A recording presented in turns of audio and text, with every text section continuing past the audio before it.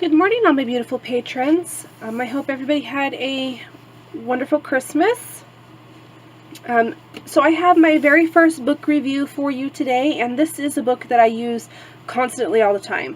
It was a gift from my husband several years ago, and it's 500 Crochet Stitches, the Ultimate Crochet Stitch Bible. So it has 500 different crochet stitches in it. And I use this for pretty much all of my designs.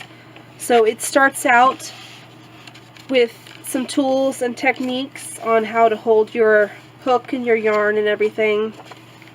It goes into basic stitches. It's color coded by these little tabs.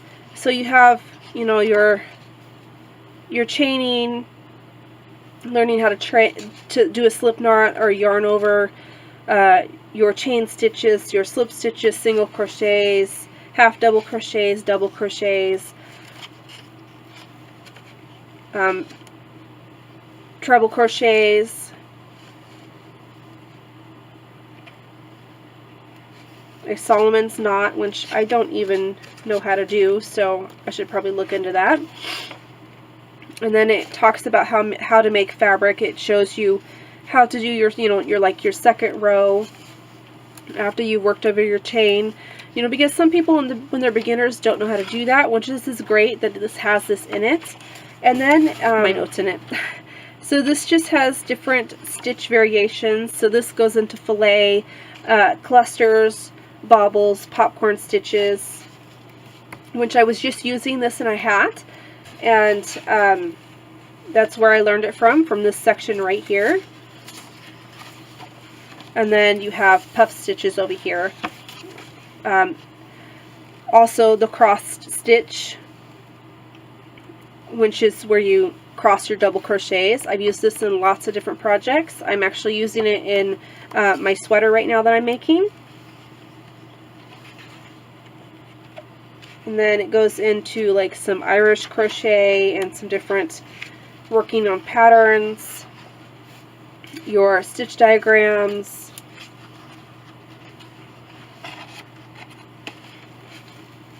and talking about charts and symbols.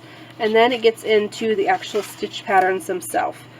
So it starts out with your basic ones, just like in the beginning, your basic single crochet, your basic half double, basic double crochet, basic treble, basic loop single crochet, mixed cluster stitches, front post single crochet, back and front post single crochet, shallow single crochet, back loop, half double, and then here is where your decorative stitches start. So I have actually used this one right here, the box shell stitch, for the box shell scarf. It was a pattern that I had done last year sometime before I started my Patreon, so I do have a tutorial for it on my YouTube. If you are interested in that and I have not brought it over, definitely let me know and I will bring it over to Patreon. But it just goes through different types of stitches. It's a great one source to get all these decorative stitches, and they each go through the written instructions, and then it also gives you a chart, which is really nice, because sometimes I can I normally read written instructions perfectly fine, but sometimes I can't. It depends on how they're written, and I refer back to the chart just to make sure that I am understanding what it's trying to say. So it just has different, a lot of different stitches in it. You'll see that in some of these I have a T on it. Those are the ones I've done tutorials on in some sort of project or something, or just a stitch tutorial. So the ruled lattice I've done a tutorial on. Keeping in mind that some of these won't be on Patreon, they'll be on my old YouTube channel that I no longer do. but I will gladly bring any of those over if you would like me to. So there's just so many different stitches in here, and they're so well planned out, and it goes by different sections. Like this one is basic stitches, this little blue tab, and then you have the orange tab which says Motifs. It doesn't have a huge, well, I guess it's bigger than I thought it was, but it has a motif section, but it doesn't have too many granny squares. It has like this puff stitch square, which I really want to try, and this diamond cluster motif, which is actually, you know, a square. This thistle square, and then you just have your basic ones. So that's why I ordered the new granny square book, because this one doesn't have a whole lot of granny squares in it. And then it goes into, what does that say? Edging and trims. So you have different edgings that you can use on this too, which is really nice, because sometimes you can get done with a beautiful project and not know how to finish it off.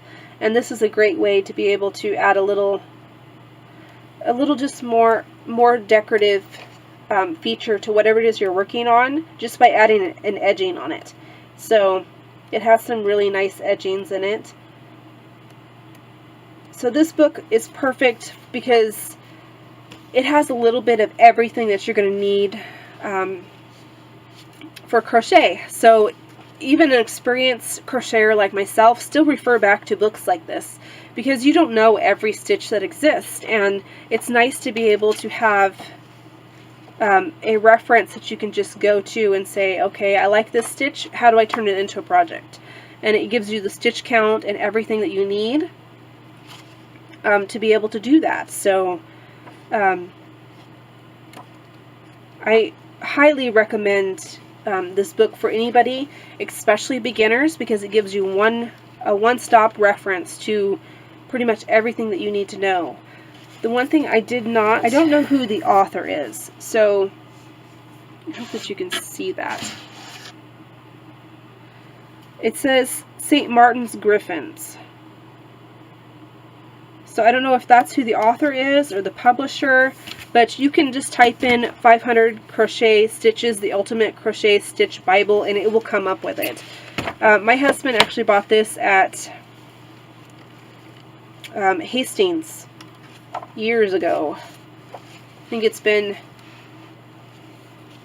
not years ago, it's been like 2 years, I think, since he bought this for me. It was a gift, one of those just out of the blue gifts, and I had said that I'd wanted one, and he went and bought me one. So this is the one that he found at Hastings when it was still open. So like I said, definitely recommend this book. I use it constantly, all the time. It is constantly with my crochet projects, no matter where I go. I don't leave this on my shelf with the rest of my crochet books. This stays with me where I'm working. So I have a tote that's in my living room with all of my projects in it, and this stays in there. So most of my, well, a good portion of my designs come out of this book. I use the stitches in here to design whatever pattern it is that I'm trying to make, whether it's a hat, a scarf, or shawl, blankets, you know, whatever it may be. So like I said, I definitely recommend this book. Definitely check it out if you can find it. And it is a hardback book, so that's also, it's always a plus. And I have not been the easiest on this. I keep notepads in it, as you've seen. I have pencils shoved in it, and it holds up really well. You know, you can't really see too much wear and tear. I have lots of bookmarks in it from things I've marked that I know I want to use for patterns and whatnot. So Like I said, definitely check it out if you haven't. I highly recommend this one. I have been using it for several years now, and anytime I want a new stitch, this is what I refer to before I refer to anything else.